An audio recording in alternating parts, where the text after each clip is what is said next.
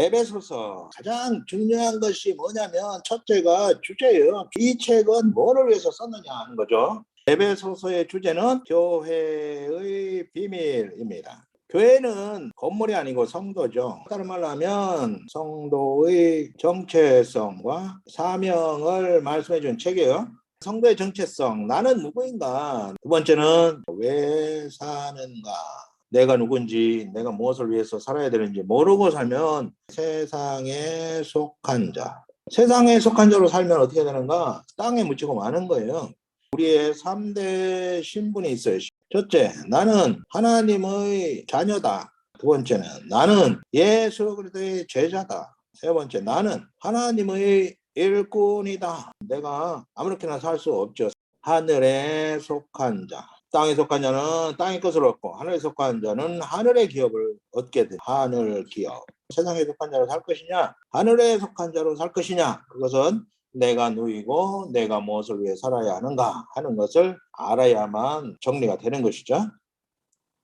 두 번째 중요한 것이 뭐냐면 그죠. 1장에서 3장은 복음, 다시 말하면 교리편. 교리편의 목적은 뭐냐? 구원의 확신. 어떻게 내가 구원받았는가 하는 구원의 확신을 주기 위해서 교리편을 말씀하고 있고, 그리고 4장에서 6장은 삶.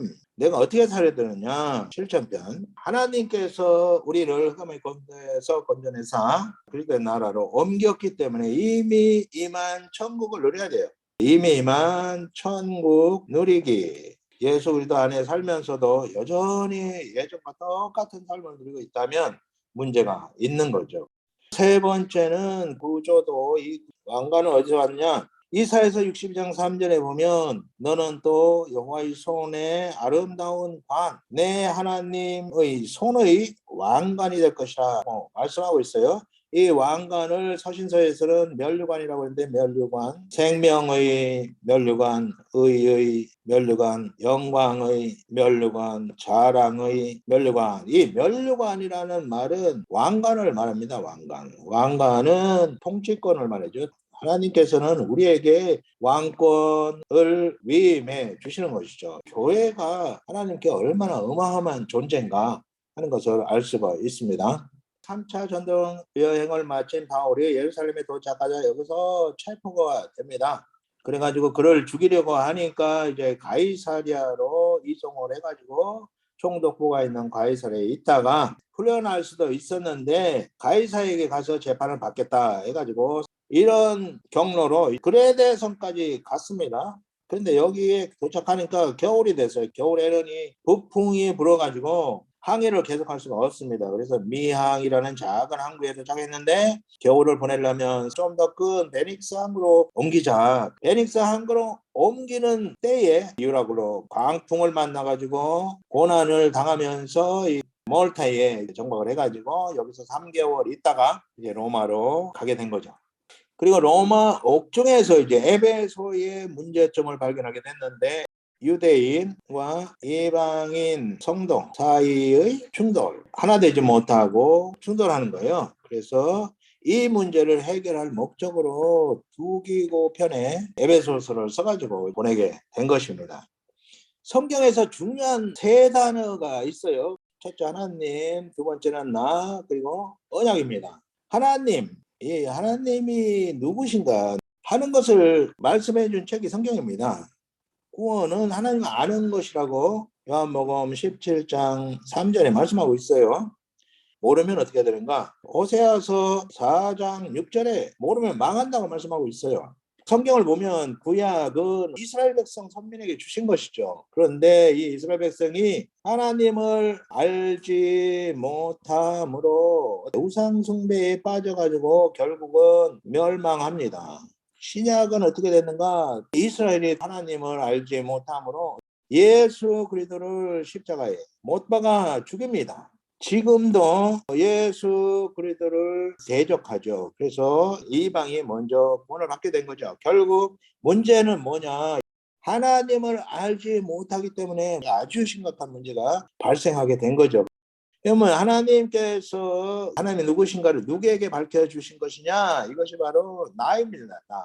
하나님께서는 나를 구원하시기 위해서 하나님이 누구신가를 말씀해 주셨는데, 첫째는 나는 누구인가? 그리고 나의 사명은 무엇인가? 그러면 하나님과 나의 관계가 굉장히 중요해요. 죄는 뭐냐? 죄는 하나님과의 깨어진 관계가 죄입니다. 그리고 의는 뭐냐? 의는 하나님과의 올바른 관계예요.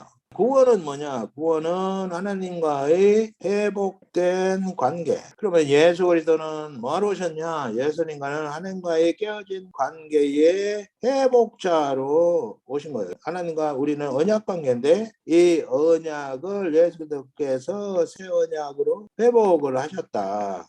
그러면 언약은 뭐냐? 하나님은 나의 하나님이 되시고 나는 하나님의 백성 되는 언약이죠. 예, 이 관계는 바로 언약이죠. 언약 회복이 바로 구원이죠. 요한복음에서는 하나님 누구신가를 가장 잘 설명해 주고 있고, 그리고 에베소서에서는 내가 누구인가를 가장 잘 설명해 줬다면, 로마서에서는 하나님과 나와의 관계, 언약을 가장 잘 설명해 준 책이 되겠습니다. 그래서 이 세 권의 책이 필수 성경 말씀 맡은 자로서 성도들에게 우리가 완전하게 알도록 도와줘야 될 필수 성경이 되겠습니다. 교리편은 1장에서 3장인데 교리편의 목표는 뭐냐? 구원의 확신입니다. 구원의 확신이 흔들리는 것은 복음을 확실하게 깨닫지 못했다는 증거가 되는 것이죠. 1장 구원 계획 예정론입니다. 우리가 타락하기도 전에 하나님은 이미 우리의 구원을 계획해 두셨다. 구원 계획 성부께서 선택 그리스도 안에서 예정하셨다라고 말씀해 주고 있고, 성자께서 속량 그의 피로 우리의 죄를 제거해 주셨다. 속량은 죄의 값을 지불하고 해방시켜 주는 것입니다. 그리고 성령께서는 하나님의 백성들을 인치셨다 하는 간결한 말씀으로 창세전에 일어난 구원계, 우리는 이미 창세전에 하나님의 백성이었다. 약속의 말씀을 통해서 우리가 구원의 확신을 가질 수가 있는 것이죠. 두 번째는 바울의 기도가 나옵니다. 첫 번째 바울의 기도는 뭐냐? 하나님을 알도록 기도하고 있습니다. 우리가 기도해야 될 많은 문제들이 있겠지만 특별히 이것을 위해서 기도해야 되지 않을까? 이 하나님을 알지 못하면 어떻게 되느냐? 호세아서 4장 6절의 말씀처럼 망한다. 이 말씀이 그대로 구약 성경에서 나타났어요. 구약 성경은 철저한 실패사죠. 그 실패의 원인이 뭐냐? 그들이 바벨론의 포로로 끌려가서 깨달은 것이 우리가 오성소에 빠진 이유가 뭔가? 그것은 바로 하나님을 알지 못하여 결국은 우상숭배에 빠지고 우리가 망하게 되었구나 하는 것을 깨달았습니다. 그래서 그들이 돌아와서는 이제 회당을 짓고 열심히 하나님의 말씀을 가르치게 되죠. 신약에서도 마찬가지예요. 구약에서는 약속으로, 신약에서는 약속의 성취로 오신 예수 그리스도가 핵심인데 이 예수 그리스도의 복음을 위해서 울타리로 쳐놓은 것이 뭐냐면 율법, 그리고 유전, 구제라든가 기도, 금식 이런 것들만 붙잡은 거예요. 유대인들이. 하나님께서 말씀을 통해서 주신 이 예수 그리스도를 붙잡지 못하고 그들이 선민이라는 자부심 가운데서 율법, 유전, 할례, 구제, 기도, 금식 이런 것만 붙은 거예요. 그래서 그들은 실패하게 된 것이죠. 이 실패의 원인은 뭐냐? 또다시 하나님을 알지 못했기 때문인 거죠. 그래서 이방인들이 먼저 구원을 체험하게 되는 것이죠. 지금도 유대인들은 예수 그리스도를 부인하고 여전히 그들이 이제까지 해왔던 대로 율법을, 유전을, 구제를, 기도를, 금식을 하면서 구원의 방편으로 생각하고 있는 것이죠. 그런데 구원은 오직 예수 그리스도의 십자가, 이 십자가가 없으면 구원이 이루어질 수가 없는 거예요. 십자가를 통과하지 않고는 구원이 없는데도 불구하고 이들은 뭐를 유지하느냐? 이 율법 종교는 다 똑같아요.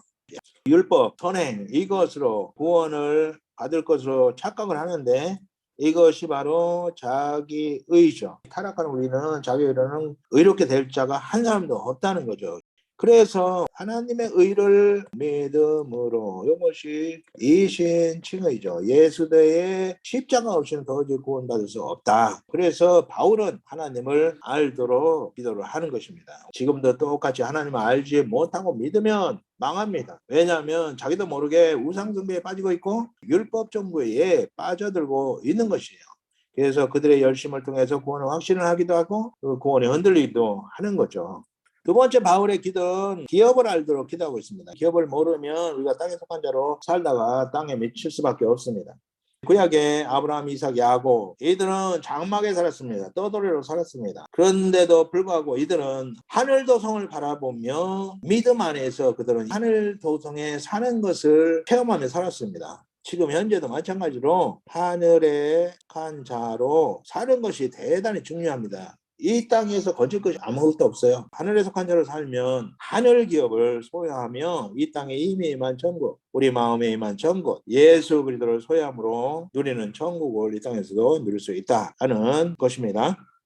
세 번째가 그리스도의 비밀에 대해서 말씀해주고 있어요. 성부는 예수 그리스도를 통해서 자기를 계시하십니다. 그리고 예수 그리스도는 교회를 통해서 자기를 계시하시죠.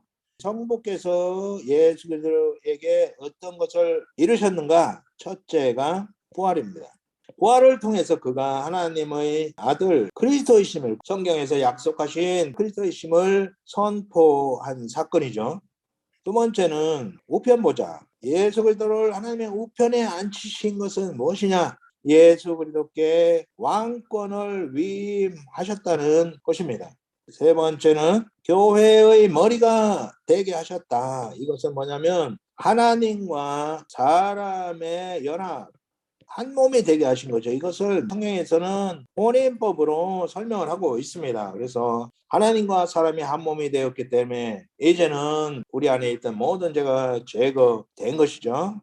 하나님의 구원 프로젝트, 성부께서는 성자에 통해서 일하시고 성자는 교회에게 사명을 위임하시고 교회는 이방인을 제물로 드려서 예수 그리스도의 대행자로서의 사명을 감당하고 그리고 마지막에 만물까지 회복하는 것이죠. 이것이 하나님의 구원 프로젝트인 것입니다.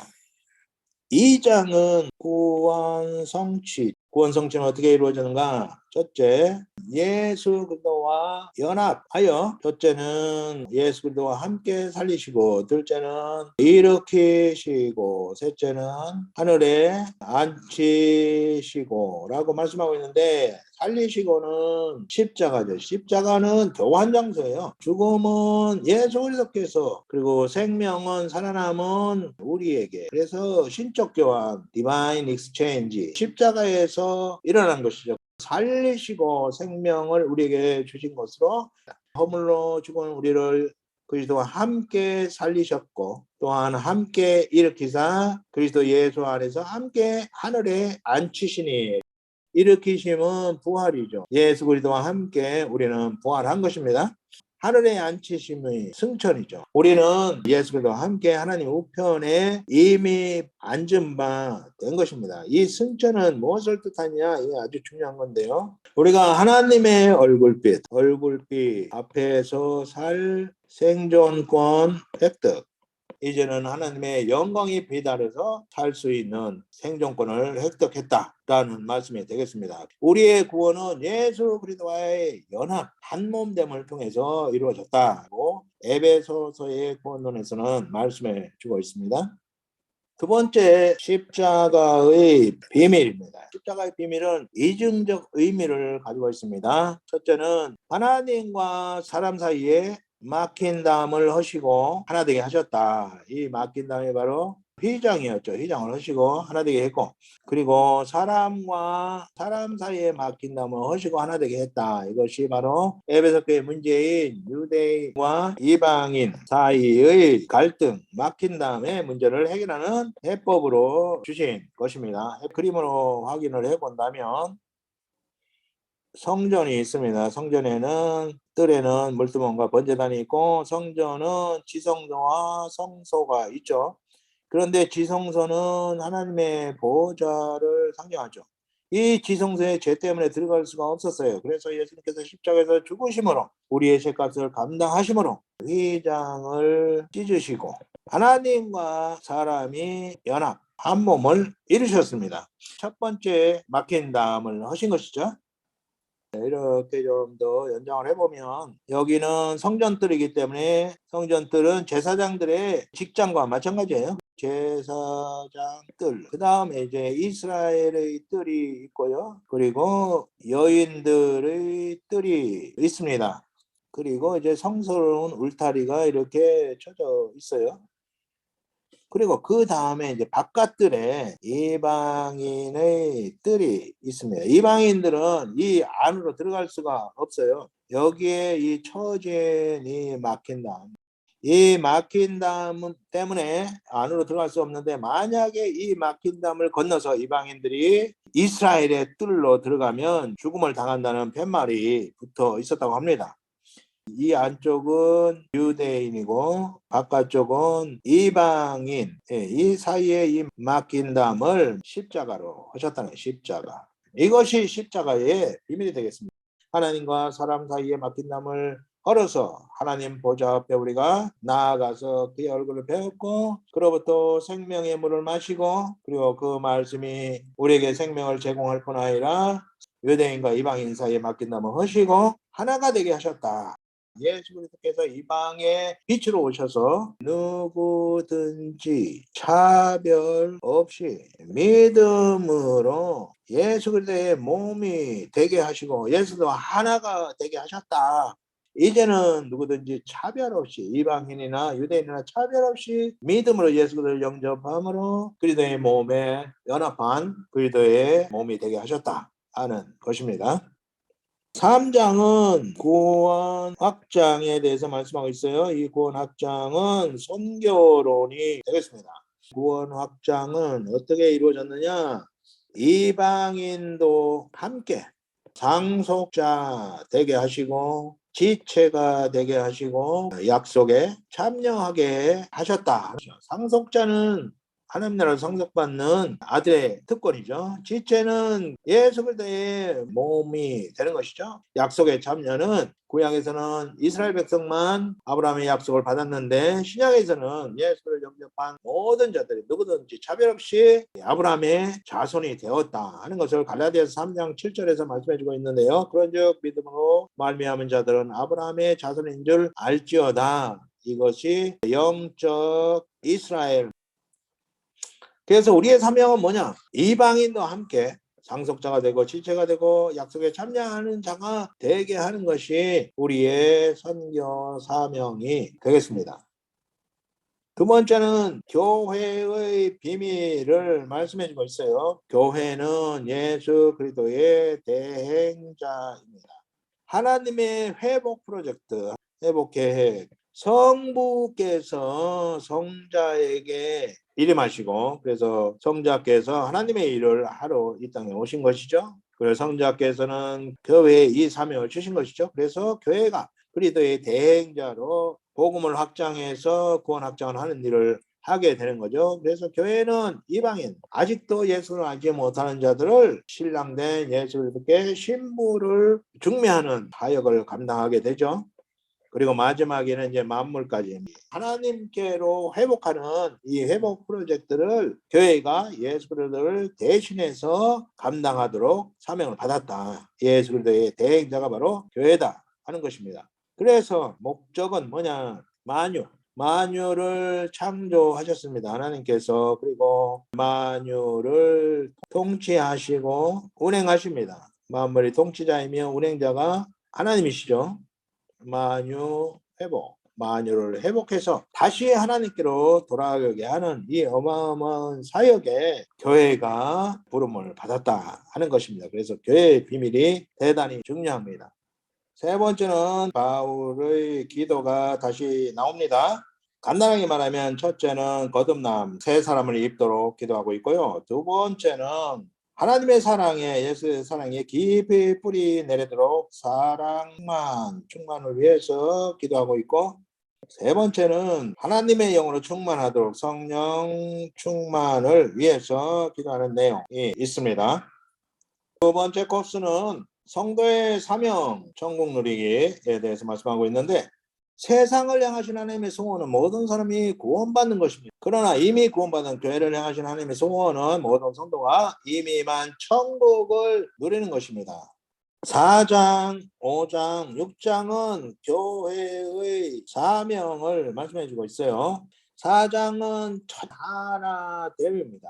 왜 하나 되어야 되느냐? 이유는 하나님도 하나고 주도 하나고 성령도 하나고 세례도 하나고 부르심의 소망도 하나고, 그러니까 우리가 하나 되어야 된다. 그런데 하나 되는 것이 굉장히 어렵죠. 둘만 모이면 티격거리는 것이 타락한 우리의 습성이기 때문에 하나 되는 방법을 제시해 주고 있습니다. 첫 번째는 겸손. 겸손해야 된다. 이 겸손은 뭐냐? 낮추기예요. 낮추기. 서로 낮춰야 하나 될 수가 있는 것이죠. 두 번째는 온유. 하나님께 길들여지기. 혈기망정했던 모세가 하나님께 길들여지면서 주변의 모든 자들보다 그 온유함이 승하다라고 표현한 것을 볼 수가 있습니다. 하나님께 길들여져야만 하나됨을 이룰 수가 있습니다. 세 번째는 오래 참음. 이것을 다른 말로 하면 기다려주기. 성급해서는 안 됩니다. 하나님께서도 택한 자들을 구원하시기 위해서 하루가 천년같이 기다려주시는 것이에요. 기다려주기가 필요합니다. 네 번째는 서로 용납. 있는 그대로 받아주기. 하나님께서 그를 그렇게 창조했다면 그를 고치려고 한다거나 비판하는 것은 그를 창조한 하나님을 멸시하는 행위가 되는 것입니다. 고치려면 자신을 고쳐야지 상대방에 대해서는 있는 그대로 받아주는 것이 하나 되는 방법입니다. 두 번째 정도 양육입니다. 이 교육이 아주 중요한 내용이에요. 에베소 4장 11, 12절에 보면 하나님께서 어떤 사람은 사도로, 어떤 사람은 선지자로, 어떤 사람은 복음을 전하는 전도자로, 어떤 사람은 목사로, 어떤 사람은 교사로 세우셨다. 다 말씀 사역자가 되겠습니다. 말씀에 힘이 있기 때문에 말씀을 흥하게 하면 교회 부흥이 일어난다 하는 결론을 우리가 얻을 수가 있습니다. 교회는 성도들을 말씀을 양육해서 성도들을 온전하게 하고, 온전하게 되면 봉사를 하게 되죠. 그리고 예수 그리스도의 몸 세우기, 이것은 바로 선교를 통해서 이루어지죠. 말씀에 들어가면 말씀이 속에서 뜨거운 불처럼 일어나서 전도하게 되는 거죠. 그 불로. 그래서 결국은 그리스도의 몸을 세우는 일을 하게 된다고 말씀해 주고 있습니다. 세 번째는 새 사람을 입으라. 이것은 바로 우리가 변화된 모습들인데요. 간단히 말하면 첫째, 거짓말 버리고, 거짓말하는 것은 아직도 옛사람이라는 증거가 되는 것입니다. 두 번째는 분을 다스려야 됩니다. 도둑질하지 말고 일하라. 데살로니가 후서 3장 10절에 보면 누구든지 일하기 싫어하거든 먹지도 말게 하라 라고 말씀해 주고 있습니다. 자녀들이 성숙하면 이제 자기 밥 먹어야 됩니다. 부모의 밥을 성숙했는데도 먹는다. 부모에게 붙어 사는 거죠. 그러한 민폐의 인생은 넓은 의미에서는 도둑질이나 마찬가지가 되는 것입니다. 말도 잘 가려가지고 덕을 세우라고 말씀해 주고 있고요. 서로 친절, 긍휼, 서로 용서하는 것. 용서가 필요하지 않은 사람은 아무도 없어요. 그래서 서로 친절하게 하고 서로 불쌍히 여기고 서로 용서하라고 이렇게 말씀해 주고 있습니다. 5장은 첫째 축살충, 2장 마지막에 나온 새 사람을 입는 방법을 제시해 주고 있는 거예요. 옛사람은 죽이고 새 사람은 살리고, 세 번째는 충만, 성령 충만. 충만한 증거가 어떻게 나타나느냐? 찬송이 충만해지고 감사가 충만해지고 서로 복종하는 결과가 나타나게 됩니다. 두 번째는 부부 천국에 대해서 말씀해 주고 있어요. 그래서 부부 천국을 만들려면 어떻게 해야 되느냐? 첫째, 아내는 남편에게 복종 플러스 존경하라고 말씀해 주고 있어요. 실천하기가 굉장히 어렵습니다. 그런데 남편에게 복종해야 되는가? 해야 됩니다. 왜냐하면 남편은 하나님의 대리자, 남편을 하나님의 대리자로 세웠습니다. 가정의 주로 세웠어요. 그렇기 때문에 남편에게 복종해야 되는 거죠. 그리고 존경, 이것은 더 어렵죠. 존경할 만하면 하겠는데 존경할 만한 사람이 없어요. 가까이 보면 볼수록 도저히 존경할 수 없는 존재가 바로 남편이죠. 그러면 이 문제를 어떻게 해야 되느냐? 그래서 주께 하듯 주님께서 남편을 그 가정에 하나님의 대리자를 세우셨고 남편을 통해서 가족 공동체를 행복한 하나님의 공동체로 만들도록 했기 때문에 믿음으로 주께 하듯 하라고 말씀해 주고 있어요. 아브라함이 사라를 2번 팔아 먹었습니다. 그럼에도 불구하고 아브라함을 주라 불렀습니다. 존경하기가 어려우면 인격과 관계없이 하나님이 세우신 자, 우리는 인격으로 존경할 자는 이 세상에 아무도 없습니다. 다 타락해가지고 다 볼품없이 망가졌기 때문에 주 안에서 죽게 하듯 하나님께서 우리에게 명령하신 것이기 때문에 남편에게 복종하고 존경해야 된다. 남편은 아내를 사랑하라. 젊을 때는 얼마나 사랑스러웠습니까? 그러나 시간이 지나면서 점점 미운 마음이 생기는 거예요. 사랑하기가 쉽지가 않습니다. 남편의 사명이 뭐냐면 가정을 천국으로 만들어야 될 뿐 아니라 아내를 행복하게, 아내의 얼굴에서 행복한 얼굴이 비춰지지 않으면 하나님께 받은 직무 유기가 되는 것입니다. 어떻게 그러면 사랑할 수 있는가? 베드로는 아내를 연약한 그릇, 그리고 영생을 함께 받을 영생의 동반자로 보고 아내를 사랑하라, 아내를 귀하게 여기라, 이렇게 말씀해 주고 있습니다. 나를 통해서 행복을 찾아야 되는 존재, 그 연약한 존재를 사랑하는 것이 남편들의 의무가 되겠습니다. 이제 6장은 부자 천국을 말씀하고 있어요. 자녀는 부모에게 순종해야 됩니다. 순종이 효도예요. 부모는 자녀를 노엽게 하지 말라라고 말씀하고 있어요. 노엽게 하는 이유는 뭐냐면 욕심 때문에 노엽게 하지 말라, 욕심 버리라 하는 말씀이 되겠습니다. 하나님의 말씀으로, 하나님의 훈계와 교훈으로 자녀를 교육하라고 그렇게 말씀해 주고 있습니다. 2번째는 노사천국. 저는 상전에게 복종해야 된다. 상전을 세우신 분은 하나님이시기 때문에 하나님께 하듯 은속임으로 하지 말고 복종하고 마음으로 섬기도록 그렇게 말씀해주고 있고, 상전은 위협하지 말라고 말씀해주고 있어요. 상전은 뭐냐? 양식의 공급자입니다. 이것은 바로 청지기 사명이죠. 양식의 공급자로서 청지기 사명을 감당해야 됩니다. 3번째는 무장한 군인에 대해서 말씀해주고 있어요. 우리는 다 예수 그리스도의 군사입니다. 우리가 사탄과 싸우기 위해서 중무장을 해야 되는데, 머리에는 구원의 투구, 한 손에는 믿음의 방패를 들고 가슴에는 의의 흉배를 달고 성령 곧 말씀의 검을, 우리 허리는 진리의 띠를 띠고 복음의 신발을 신고 완전히 예수 그리스도로 무장해서 사탄과 용감하게 싸우는 그리스도의 군사가 되라고 말씀해 주고 있습니다. 그리고 바울의 기도 요청이 있습니다. 내가 담대히 복음을 전하도록 나를 위해서 기도해 달라. 그리고 이제 축도로 에베소서를 마치고 있습니다.